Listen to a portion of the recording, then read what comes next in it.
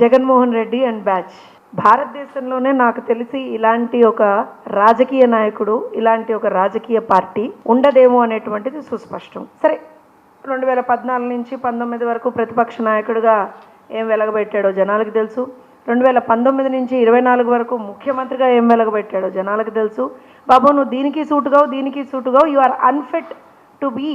ఒక ముఖ్యమంత్రిగా నువ్వు అన్ఫిట్, ఒక ప్రతిపక్ష నాయకుడిగా నువ్వు అన్ఫిట్, ప్రాబబ్లీ అసలు రాజకీయాలకే నువ్వు అన్ఫిట్ అవుతావేమో ఫ్యూచర్లో అని అనుకుని చాలా ముద్దుగా ఆంధ్రప్రదేశ్ రాష్ట్ర ప్రజలు ఈడ్చి తన్ని 11కి సీమితం చేశారు. టీమ్ 11 సీమితం చేశారు. ఏం చేయాలి తర్వాత? బుద్ధి తెచ్చుకోవాలి. చేసినటువంటి దుర్మార్గాలన్నీ కూడా మర్చిపోయి, అట్లీస్ట్ తనన్నా మర్చిపోయి ఇప్పటికైనా ప్రజలకి నేనేమన్నా మంచి చెయ్యాలి అని అనుకోవాలి. కానీ అది ఆ బ్లడ్లోనే లేదు కదా, ఎక్కడి నుంచి వస్తుంది? క్రితం సంవత్సరం డిఎస్సి పారదర్శకంగా నిర్వహించి అందరి మన్ననలు పొంది బ్రహ్మాండంగా ఆంధ్రప్రదేశ్ రాష్ట్రంలో ఉన్నటువంటి కూటమి ప్రభుత్వం 16,347 మంది యువతకి ఆ రోజున ఉద్యోగాలు ఇచ్చారు. 16,347. ఎందుకు ఈ మాట రెండోసారి చెప్తున్నా అంటే, జగన్మోహన్ రెడ్డి చెవులు రెక్కించి వినాలి. ఇంత నంబర్ జగన్మోహన్ రెడ్డి ఎప్పుడు అసలు తన కల్లో కూడా ఎప్పుడు ఆలోచించాల. ఆయన నాకు తెలిసి అధికారంలోకి రాకముందర 2019కి ముందర ఏం చెప్పాడు? అసలు 20,000 పైచిలకు టీచర్ ఉద్యోగాలు ఖాళీగా ఉన్నాయి, ఒక్క ఛాన్స్ ఇవ్వరా ప్లీజ్, నేను వచ్చేస్తా, నేను ఉన్నా కదా, నేను విన్నా కదా, నేను వచ్చేస్తా అని చెప్పి ఆ రోజున డ్రామాలు ఆడాడు. వచ్చిన తర్వాత 2024 అంటే ఆయన అధికారం కోల్పోవడానికి ఎగ్జాక్ట్లీ ఒక 2 నెలల ముందర తూతూ మంత్రంగా ఒక 6,000 పోస్టులకి ఒక నోటిఫికేషన్ ఇచ్చాడు. జగన్మోహన్ రెడ్డి గారు చాలా జాగ్రత్తగా వినాలి. ఎందుకనంటే మీకు నార్మల్గా సిసిడి ఉందని తెలుసు, అటెన్షన్ సీకింగ్ డిజార్డర్ ఉందని తెలుసు. కాకపోతే ఈ మధ్యకాలంలో యామ్నీషియా కూడా వచ్చిందని చెప్పి మాకు ఈ మధ్యకాలంలోనే తెలిసింది. మీకు మతిమరుపు రోగం కూడా ఒకటి వచ్చింది. మీరేం చెప్పారో, మీరు ఏం చేశారో మర్చిపోయారు. కాబట్టి మీకు మళ్ళీ గుర్తు చేస్తున్నాం. క్రితం సంవత్సరం అంత పారదర్శకంగా ఎందుకు చెప్తున్నానంటే, వాళ్ళు ఆ టైంలో వాళ్ళు చేసినటువంటి దుర్మార్గాలు కూడా, అంటే దీన్ని ఎలా ఆపాలి అని వాళ్ళు ఎంత డెస్పరేట్గా ట్రై చేశారు అంటే 240 కేసులు, 1 కాదు, 2 కాదు, 3 కాదు, 4 కాదు, 240 కేసులు పైచిలుకు. సరే, ఇంకా మిగతా చిన్న చితక అన్ని కలుపుకొని ఆల్మోస్ట్ 270 కేసులు వేశారు. డిఎస్సి కండక్ట్ చెయ్యకూడదని చెప్పి కేసులు వేశాడు. సరే, దాన్నన్నిటినీ కూడా సమర్థవంతంగా లీగల్ గా మేము ఎదుర్కొని యువతకి ఉద్యోగాలు ఇవ్వాలి అనేటువంటి ఒకే ఒక్క సంకల్పంతో, కన్విక్షన్ తో, కమిట్మెంట్ తో ఆ రోజు మేము ముందరికి వెళ్ళాం. ఏం చేశాడు? వెంటనే వీళ్ళు ఇంకా వినరు మాట అని చెప్పి వదిలేశాడు. బేసికల్ గా వదిలేశాడు. మేము సమర్థవంతంగా నిర్వహించాం. 16,347 మందికి మేము ఉద్యోగాలు ఇచ్చాం. అయిపోయింది. వాళ్ళకి సంబంధించినటువంటి ఆ ప్రక్రియ అయిపోయింది. సెలక్షన్స్ అయిపోయాయి, ఎగ్జామ్ రాశారు, సెలక్షన్స్ అయిపోయాయి, సర్టిఫికేట్ వెరిఫికేషన్ అయింది, జాబ్స్ వచ్చాయి, వాళ్ళ జాబ్స్ లో జాయిన్ అయ్యారు. అక్కడ ఉన్నటువంటి ఆ జాబ్స్ లో వాళ్ళు అత్యద్భుతంగా పర్ఫామ్ చేసి, పిల్లల్ని అత్యద్భుతంగా ట్రైన్ చేసి, పిల్లలకు అత్యద్భుతంగా మార్కులు వచ్చేలా చేసి, దేశ చరిత్రలో ఏ రోజున కని విని ఎరుగని విధంగా గవర్నమెంట్ స్కూల్ పిల్లలకు సంబంధించినటువంటి ఫోటోలు న్యూస్ పేపర్లలో మొట్టమొదటి పేజీలో పేపర్లలో మేము ఇచ్చాము. ఆ రోజున మేమంటే మేం కాదు, ప్రభుత్వం యాడ్ ఇచ్చింది. అందులో ఒక్క రాజకీయ నాయకుడి ఫోటో కూడా లేదు. కేవలం పిల్లలు ఎవరైతే కష్టపడి చదివి మార్కులు తెచ్చుకొని అత్యద్భుతమైనటువంటి ప్రతిభ కనబరిచారో ఆ పిల్లల్ని ఆ రోజున హైలైట్ చేశారు. అయిపోయింది. కడుపు నొప్పి రోగం స్టార్ట్ అయింది జగన్మోహన్ రెడ్డికి. బాబోయ్, ఇంత మంచి రిజల్ట్స్ వస్తే ఎట్లా, దీన్ని నేను ఎలా అయినా ఆపాలి, ఎలా అయినా దీని మీద నేను బురద జల్లాలి అని స్టార్ట్ చేశాడు. ఏం చేశాడు ఫస్ట్? ఇది అంటే జగన్మోహన్ రెడ్డికి ఈ గొడ్డలి వేటు అనేటువంటి దాంతో ఒక అబ్సెషన్ ఉంది. వాళ్ళ బాబాయిని గొడ్డలు వేటు వేశాడు. ఆ రోజు నుంచి స్టార్ట్ చేస్తే ఇవాళ యువత భవిత మీద కూడా గొడ్డలు వేటేసే ప్రయత్నం చేస్తున్నాడు. అసలు అంటే అందుకనే ఆ పార్టీకి గొడ్డల పార్టీ అని పేరు, ఆయనకి సైకో అని పేరు. ఏమన్నా అంటే చూసారా మమ్మల్ని తెలుగుదేశం వాళ్ళు ఇట్లా అంటున్నారు అంటాడు. బరాబర్ అనాలి మిమ్మల్ని. మీరు అసలు రాజకీయాల్లో ఉండడానికి అనర్హులు జగన్మోహన్ రెడ్డి గారు అండ్ ద పేటీఎం బ్యాచ్. ఎందుకనంటే అధికారం పోయింది, అయినా ఇంకా ప్రజల్ని పట్టుకొని పీడించాలి, వేధించాలి, యువతను నాశనం చెయ్యాలి అనేటువంటి ఆ పోకడ మాత్రం పోలేదు. ఉడుంపోయినా దాన్ని పట్టుపోనట్టుగా లిటరల్ గా ఉద్యోగాలు వస్తే చచ్చిపోతున్నారు వాళ్ళు. ఇవాళ అంత బ్రహ్మాండంగా పారదర్శకంగా ఆ ప్రక్రియ జరిగిన తర్వాత ఇతని ప్రాబ్లం ఏంటంటే, సంవత్సరం తర్వాత అయిపోయింది, సంవత్సరం అయిపోయింది, రిజల్ట్స్ వచ్చాయి, బ్రహ్మాండంగా పిల్లల ఫోటోలు వచ్చాయి పేపర్లలో, తండ్రిదండ్రులు సంతోషించారు. ఒక ప్రొసెషన్స్ అంటే చూడండి, డిఫరెన్స్ చూడండి. వాళ్ళ పార్టీ అధికారంలో ఉన్నప్పుడు దళితుణ్ణి హత్య చేసి ఆ శవాన్ని డోర్ డెలివరీ చేసినటువంటి వాడు జైలు నుంచి బయటకు వస్తే అదేదో స్వాతంత్ర సమరయోధుడిలాగా పూలు జల్లి హారతులు బట్టి స్వాగతం పలికారు. గుర్తుందిగా మీకు? ప్రొసెషన్స్ చేశారు ఆ రోజున బాహాటంగా. అది గొడ్డల పార్టీ కాబట్టి వాళ్ళు అట్లా చేశారు. మేము ఇవాళ రోజున గవర్నమెంట్ స్కూళ్ళల్లో చదివినటువంటి పిల్లలు అత్యద్భుతమైనటువంటి ప్రతిభ కనబరిస్తే వాళ్ళ ప్రతిభని గుర్తిస్తూ బ్రహ్మాండంగా వాళ్ళతో ప్రొసెషన్స్ తీసాం. అరే ఇవాళ ఆంధ్రప్రదేశ్లో నో అడ్మిషన్స్, ఫిల్ అయిపోయినాయి అడ్మిషన్స్ అని గవర్నమెంట్ స్కూళ్ళకి బోర్డులు పెట్టేటువంటి పరిస్థితి. ఏం మాట్లాడతారయ్యా మీరు? జగన్మోహన్ రెడ్డి అండ్ బ్యాచ్ వాళ్ళు వచ్చి డిఎస్సిలో అక్రమాలు జరిగాయా? ఫస్ట్ ఏమన్నారు? పేపర్ లీక్ అన్నారు. మా పగిలేట్టు జవాబు చెప్పారు అధికారులు వచ్చి. లేదు లేదు రిజర్వేషన్ సిస్టంలో ఏదో గొడవ జరిగిందన్నారు. దానికి మొహం పగిలేట్టుగా సమాధానం చెప్పారు. అయినా సిగ్గురాలా. మళ్ళీ వచ్చి ఏం మాట్లాడారు?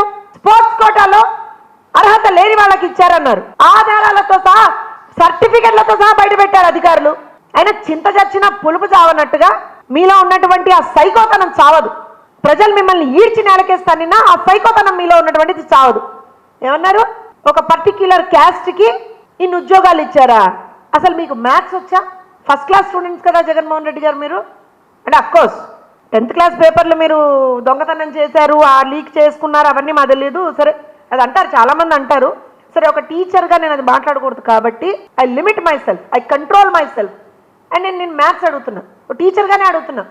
ఓసీ కోటా కింద ఓసీ కోటాలోనే ఉన్నటువంటి 42 సీట్లలో 9 పోస్టులు ఒక పర్టిక్యులర్ క్యాస్ట్, నువ్వు ఏడిచచ్చేటువంటి ఒక పర్టిక్యులర్ క్యాస్ట్కి ఇస్తే వస్తే వాళ్ళ అర్హత ప్రకారం వాళ్ళకు ఉన్నటువంటి మెరిట్ ప్రకారంగా వాళ్ళకు వస్తే ఎంతన్నా 372 మందికి ఇచ్చారా? ఏం కళ్ళు దొబ్బాయా? బుద్ధి లేదా? చదువుకోలేదా? నీ పార్టీలో అసలు ఒక్కడు కూడా చదువుకోలేదా? ఎంత ఇడియాటిక్ మాట అది.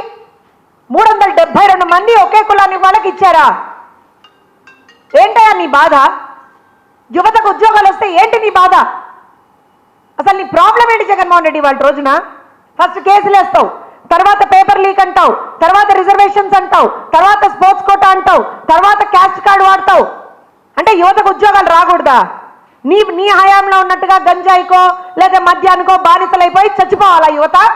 రోడ్లు పట్టుకొని పిచ్చోళ్ళలాగా తిరగాల?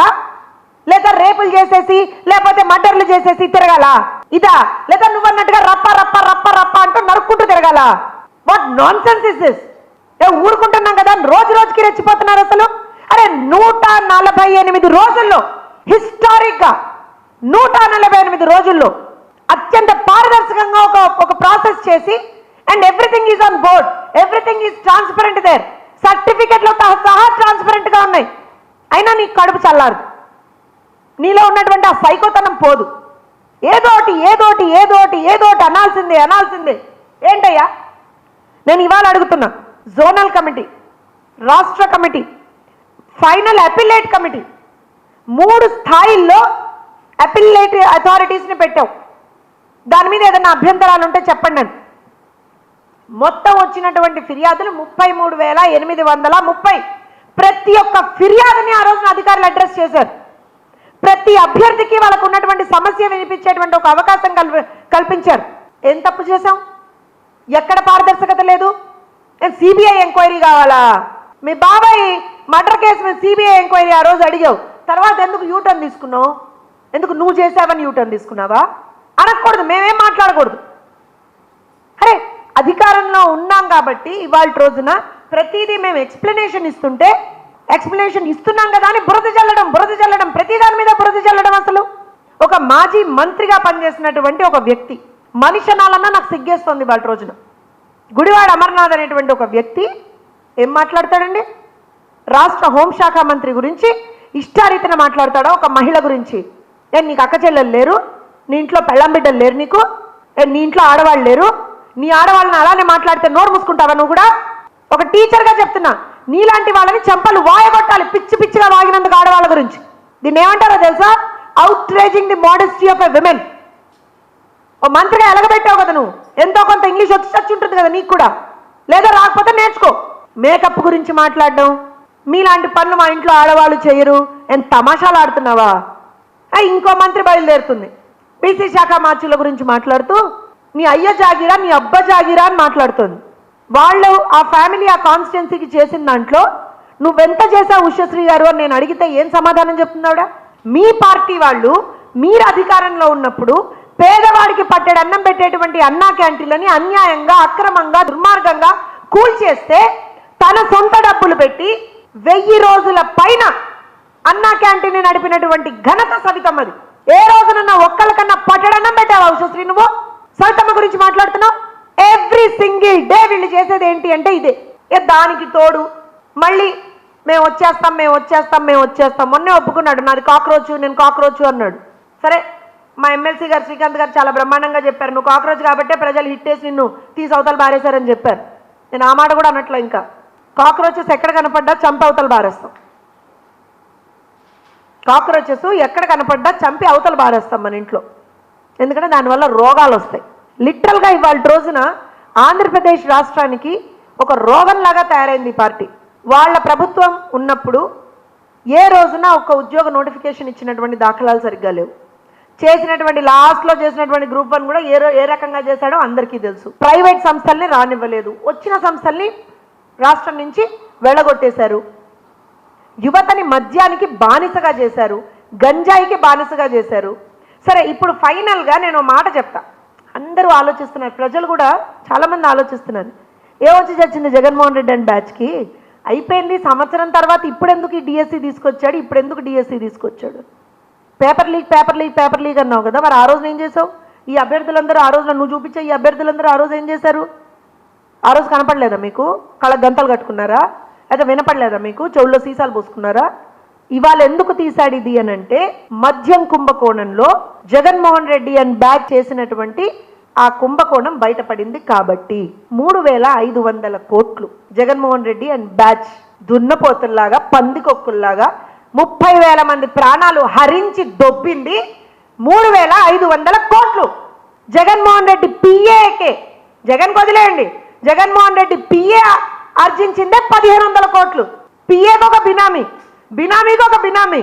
అరే వా, అసలు ఏం సిస్టమ్, ఏమంటారంటే ఆ స్టెప్ వైజ్ ఏం మెయింటైన్ చేసావయ్యా జగన్మోహన్ రెడ్డి నువ్వు? అసలు నీకు అసలు అవార్డు ఇవ్వచ్చా జగన్మోహన్ రెడ్డి?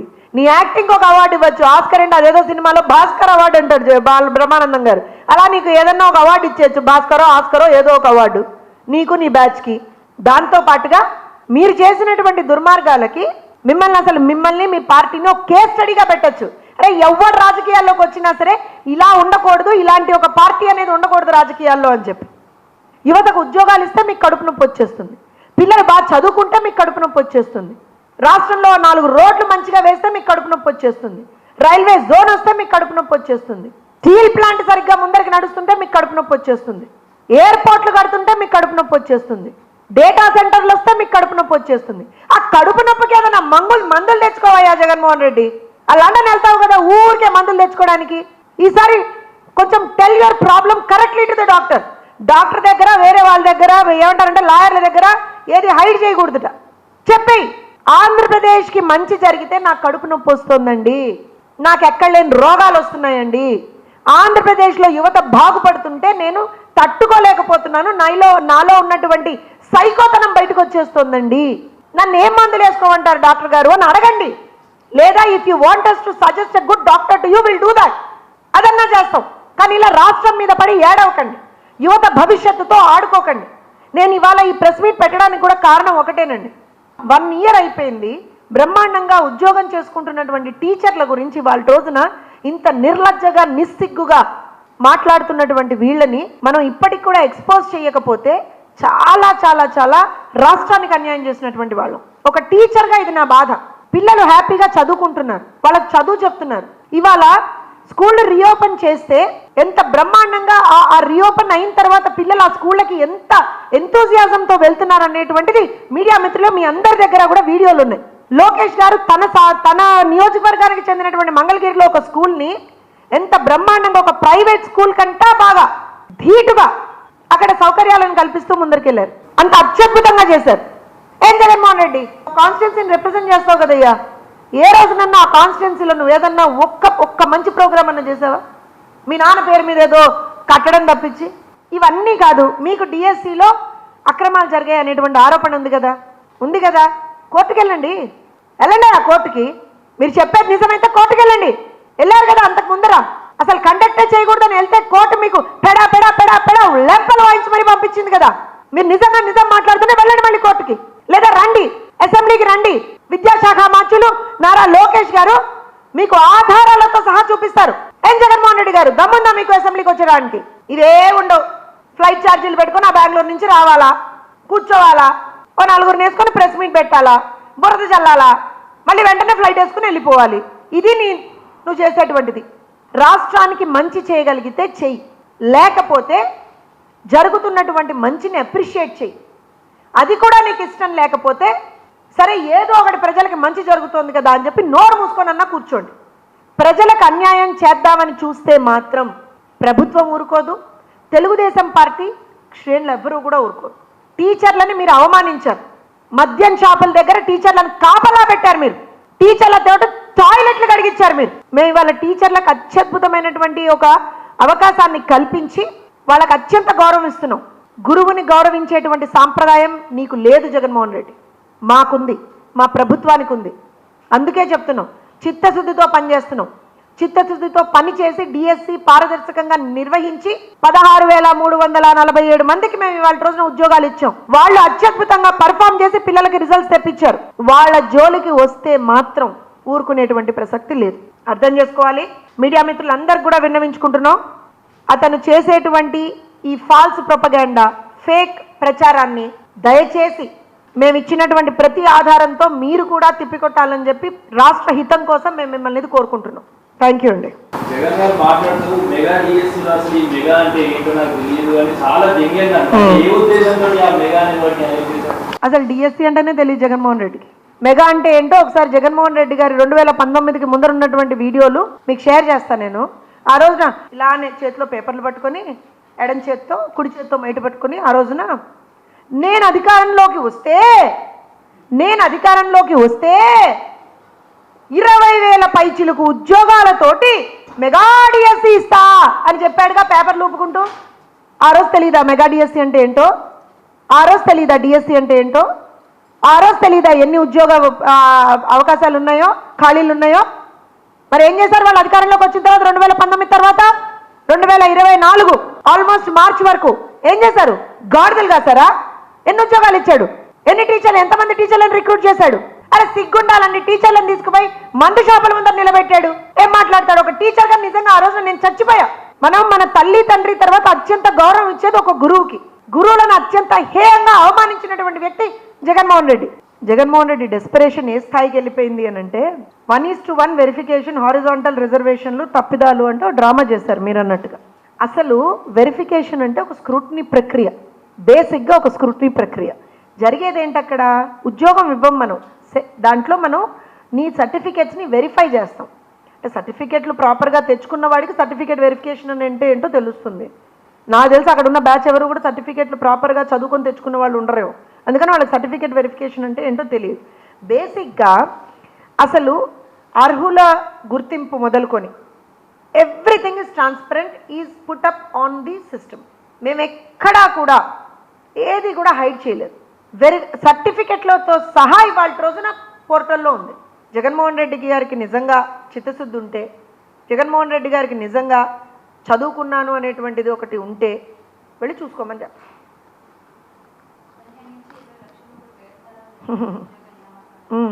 ఎట్లా చేస్తారమ్మా బేరసారాలు? ఇదేమన్నా గ్రూప్ 1 నోటిఫికేషన్లో? నేను అదే చెప్తున్నాను, ఎలా చేస్తారు బేరసారాలు అంటున్నాను. పేపర్ లీకేజ్ అన్నాడు ఇలానే.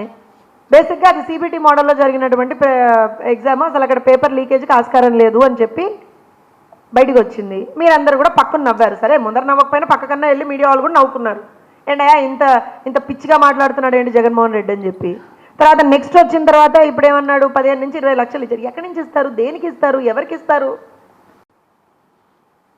స్పోర్ట్స్ కోటాలో ఎవరి దగ్గర అయితే ఆ కన్సర్న్డ్ స్పోర్ట్స్కి సంబంధించినటువంటి రిజిస్టర్డ్ రికగ్నైజ్డ్ స్పోర్ట్స్కి సంబంధించినటువంటి సర్టిఫికేట్ ఉండి వాళ్ళు మెరిట్లో ఏ ర్యాంకులో ఉన్నారో చూసి వాళ్ళ ప్రకారంగా వాళ్ళకి ఉద్యోగం వచ్చింది.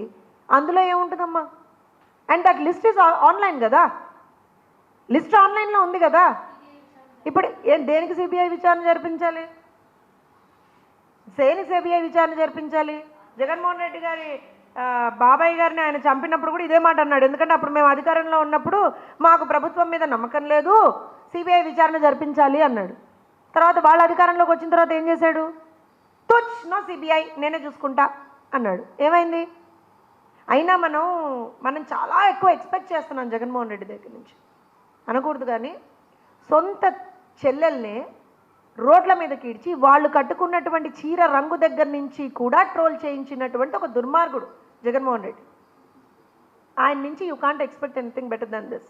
సో ఆంధ్రప్రదేశ్ రాష్ట్ర ప్రజలకి, యువతకి ఒకటే విజ్ఞప్తి, అతను చేసేటువంటి ఈ పిచ్చి ప్రేలాపనలకి, ఈ పిచ్చి మాటలకి, ఈ పిచ్చి ఫేక్ ప్రొపగాండాలకి మీరు ఎక్కడా కూడా ఏ విధంగా కూడా ఇబ్బంది పడకద్దండి. అసలు ఆలోచన చేయొద్దండి. మాట్లాడుకుంటూ ఉంటారు. అధికారం లేదనేటువంటి ఒక బాధలో, ఫ్రస్ట్రేషన్లో, డెస్పరేషన్లో జగన్మోహన్ రెడ్డి ప్రజల మీద కక్ష కట్టి వాళ్ళకి ఏ మంచి జరగకూడదని మాత్రమే ఆలోచన చేస్తున్నాడు. ఇంకేమీ లేదు.